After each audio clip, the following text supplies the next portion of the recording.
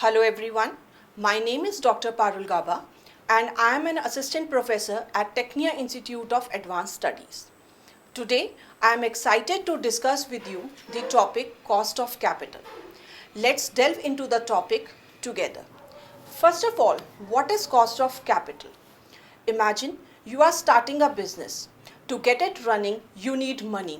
You can either have loan, ask investors to fund you, or use your own savings. But here is the catch. None of that money comes for free. Whether it's a bank expecting interest or investors expecting returns, there is always a cost involved. That is why we call the cost of capital, it is a price a company pays for using funds to finance its operations or investments. In simple terms, it is the minimum return a company must earn to justify the use of funds from various sources. Why is it important? The cost of capital is not just a finance concept, it's a decision-making tool. It helps businesses decide whether to invest in a new project, how to raise funds through loans, shares, or something else. What level of risk is acceptable? Think of it as a benchmark. If the expected return on a new project is lower than the cost of capital, then the project will destroy value, not create it. Sources of capital. A company may raise funds from different sources. The main ones are number one, equity capital. This is money invested by shareholders or owners. Investors expect a return on their investment, usually in the form of dividends and capital gains. Number two, debt capital. This comes from loans or bonds. The company is legally required to pay interest and repay the principal amount. This is usually less expensive than equity but adds financial risk. Three is preference capital, a middle ground between debt and equity. It offers fixed dividends like debt but does not have voting rights like common shareholders.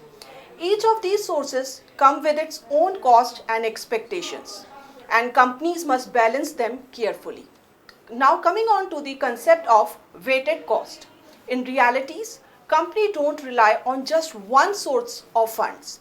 They mix them, some debt, some equity, maybe some preference shares.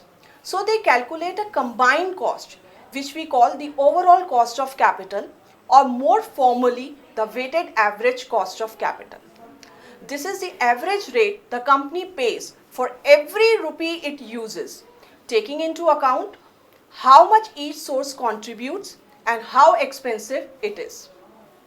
This overall cost is then used as a benchmark for evaluating investment opportunities. Now, real life implications. So, how does this work in real life? Let's say a company wants to launch a new product line. Before doing that, they have to estimate how much the project will earn in future. If this expected return is higher than the cost of capital, it's a green light. The project is financially viable. But if it is lower, it means the company will actually lose value by going ahead. Similarly, cost of capital influences decisions like 1. Whether to borrow more money or issue more shares. 2. Whether to invest in innovation or stick to current operations. 3. How to evaluate mergers or acquisitions. Now we will discuss the dynamic nature of cost of capital. One thing to be noted, the cost of capital is not static. It changes. It changes with market conditions, interest rates, inflation, investors' sentiments. 2. It changes with the company performance, credit ratings, profitability, risk profile.